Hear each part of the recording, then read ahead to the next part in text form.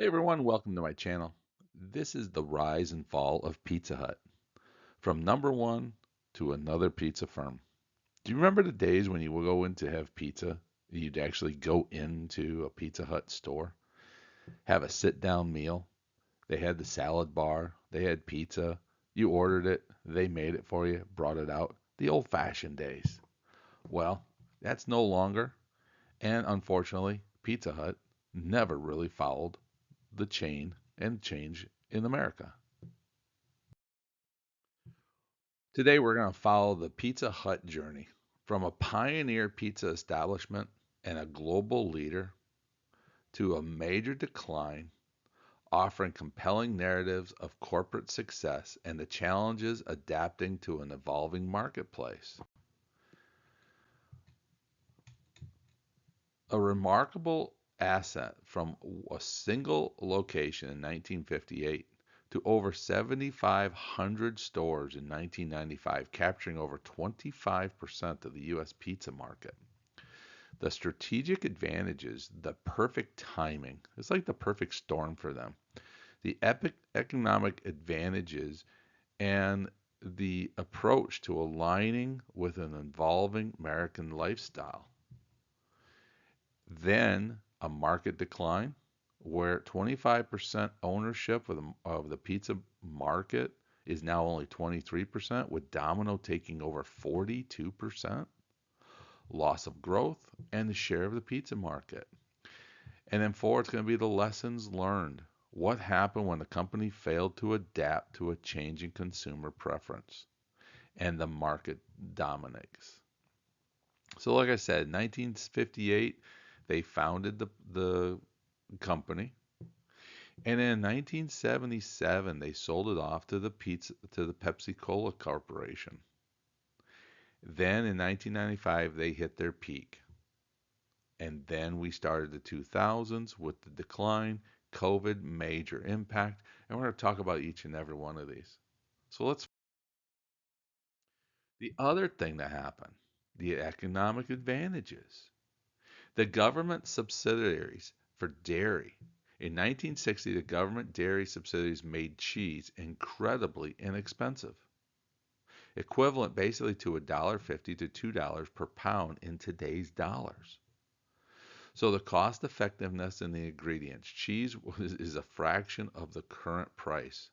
So it was allow them to establish low cost meals. So you got your calories from the cheese. And the government we have all this dairy. What do we do with it? And so they came up with making cheese. And now they subsidize it. And all of a sudden, perfect piece of pizza is what? Bread, cheese, and sauce. Broad consumer appeal. Affordable pizza became attractive to a wide range of consumers. And the competitive advantage is the low price than competitors. So they were able to do things in the marketplace that no one else could because they had the special price of one of their ingredients. So as I show here, you take a look at the price per pound. In 1960, cheese was like $2 a pound. Today, it's $8 a pound. Huge, huge difference. So what happened then? Well, expansion. In 1977, PepsiCo acquired the Pizza Hut of over 4,000 locations.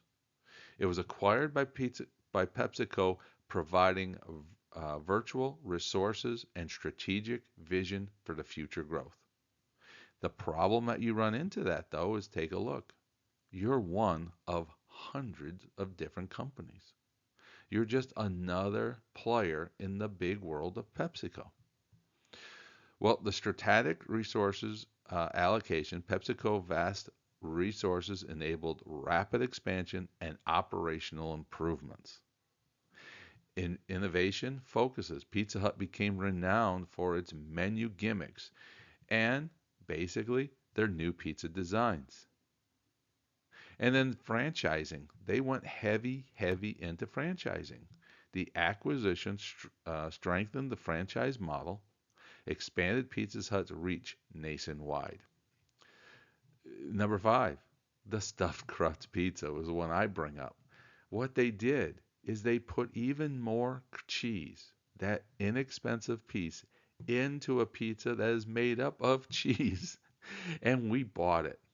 It became extremely popular. The stuffed crust cheese added to their bottom line. It grew their sales. This is the kind of stuff that they came up with that were, I call mimic or menu gimmicks. They came up with new things that no one else in the pizza business was doing. And so they're dominating these markets by growing. So by 1995, Pizza Hut operated over 7,500 locations and captured 25% of the U.S. pizza market. They were just dominating, domination after domination after domination. So the market dominations in 1995, they had over 7,500 locations. They had 25% market share. Okay, they had annual sales of $5.7 billion. Now, here's another big one. This is one that just blew me away. The Bigfoot Pizza. If you remember this, the Bigfoot Pizza is a game changer in innovation and capturing consumers. It generated an additional $1 billion in sales. Okay, this is the stuff Pizza Hut was doing. They came up with this dominant pizza. Basically, it's two pizzas in a bag, but all cooked as one giant pizza that allowed them to take the market share, that just made them dominate the market in 1995. So then we have the shifting economics. The economic landscape that once favored Pizza Hut began to change significantly. Structural cost advantages of cheese, a cornerstone of Pizza Hut's early success, eroded as other protein sources became dramatically cheaper to produce. So remember back to cheese cost reduction. In the 60s, the government was doing subsidies on cheese. So it got it down to $1.50 to $2 a pound. So they had that competitive advantage that Pizza Hut used. But here's what happened. Eroding advantages, chicken grew 2 to 3 times larger than it did in 1950s, making chicken-based meals more cost-effective. We all see this and know this, that pizza or a chicken went from, look at 1950, they were skinny minis. Then they figured out how to grow chickens using different byproducts, doing different things. Then look at what they got to. Literally doubled the size of the chicken. Now in 2005, they continued that research and they've really doubled it again. So we're producing 4,202 grams of chicken. It's amazing. So the new competition is coming into place.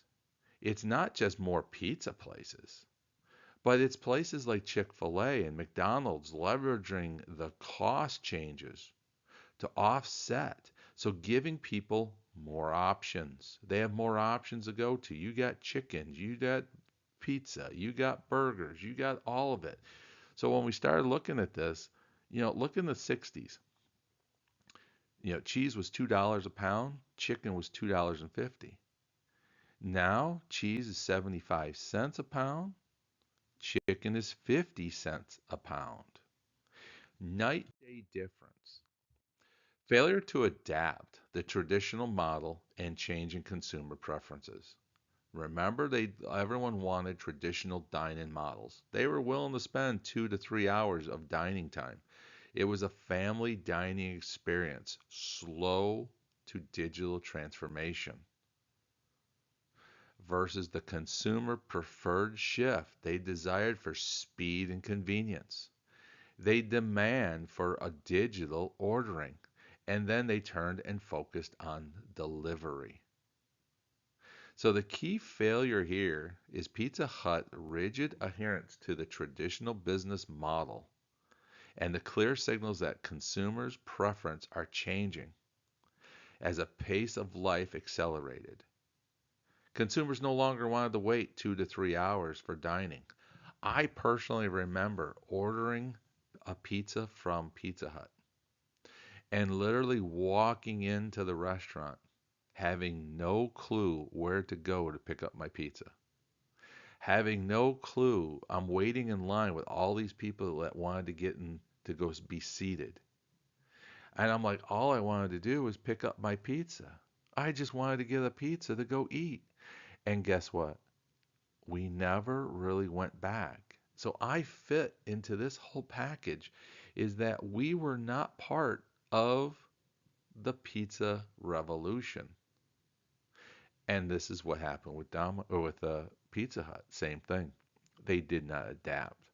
The company was slow to embrace digital transformation and effective delivery systems that modern consumers demanded. Now comes the competitors. Domino's, which has always been there, shredded the reliance of dine-in infrastructure. They went all in. In 2010, they went all in on delivery and digital ordering, acknowledging their past quality issues and committed to improvements.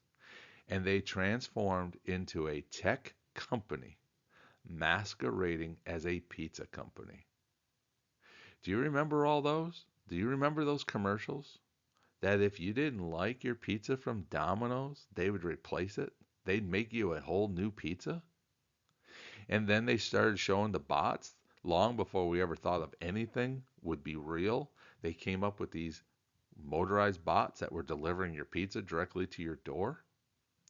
Pizza Hut was the traditional approach. They remained slow and embraced from that digital transformation.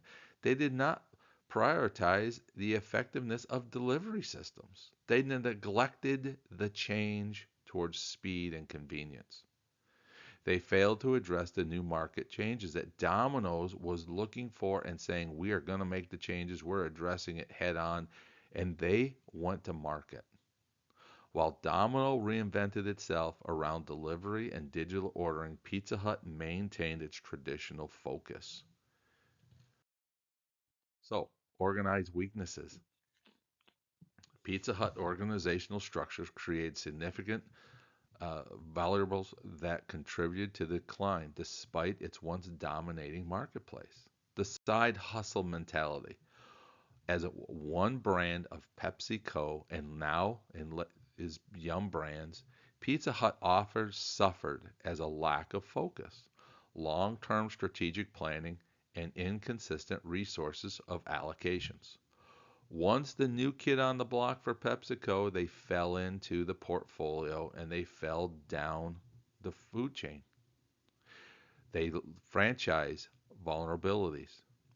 Heavy reliance on franchisees created operational inconsistencies and made the brand vulnerable to franchisee specific issues.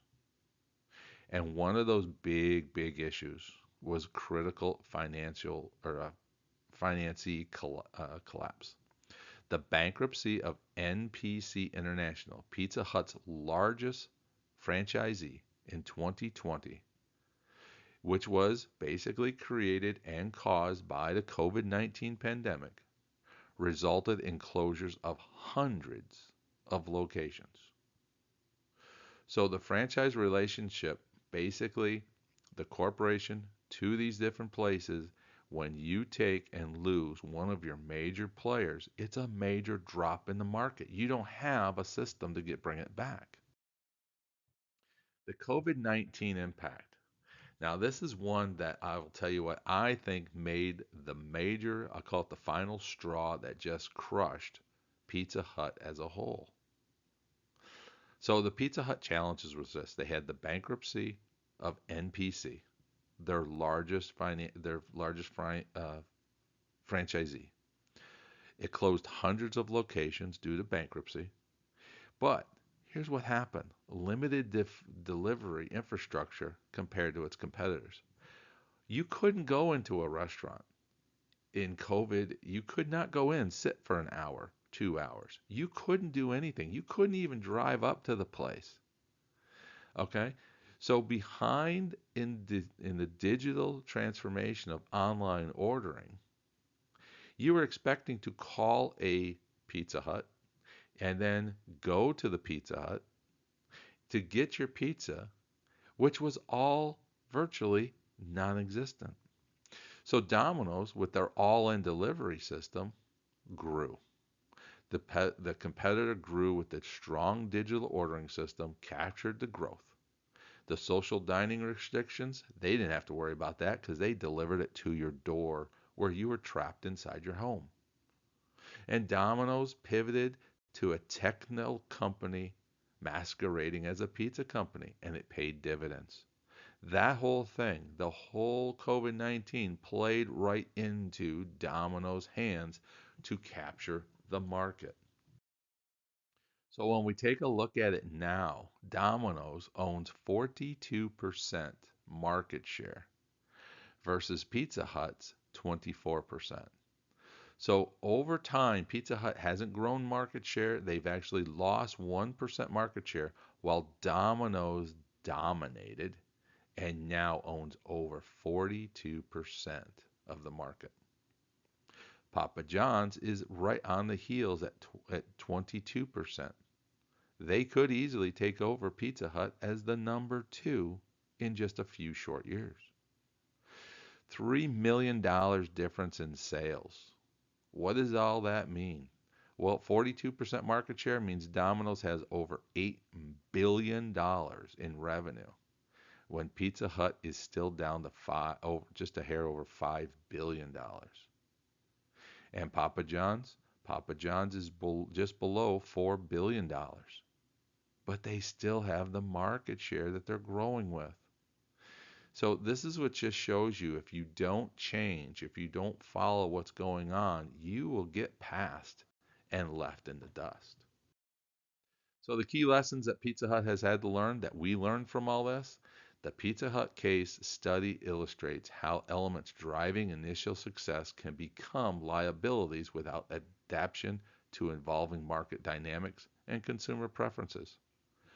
Strategic blindness, failure to recognize changing consumer preferences towards speed and convenience while competitors adapt their business models.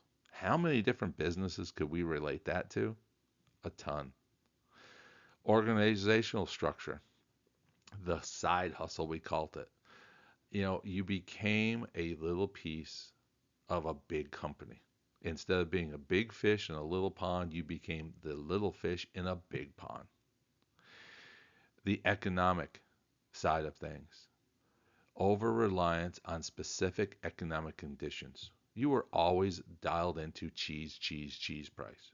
That eventually eroded and the market dynamic shifted.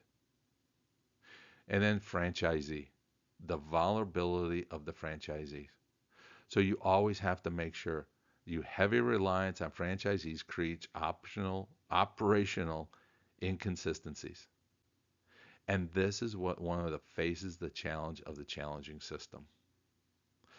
Fundamentally, takeaway: success is not sustainable without continuous adaptation to change in the marketplace. Companies must evolve and face the consequences of becoming irrelevant in an increasing dynamic business. Thank you for watching. Press the like button, hit the subscribe button, and join. Leave any comments below and join our Patreon to support the channel. I'm Doug, the Retirement Guy.